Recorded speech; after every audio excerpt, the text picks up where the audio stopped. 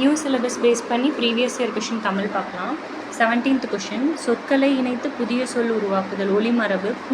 புலி வந்து உருமும். முழங்குறது எதுனா சிங்கம் வந்து முழங்கும். கதறது எது அப்படின்னு பார்த்துட்டோம்னா பசு கதறும். பிளிர்றது யானை.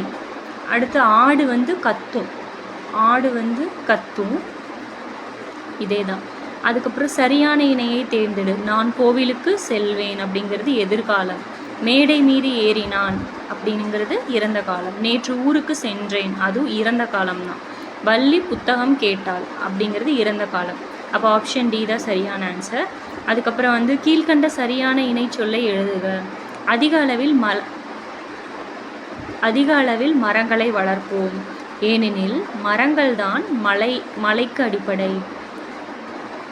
இப்போ அதிக அளவில் மரங்களை வளர்ப்போம் அப்படிங்கிறது வந்து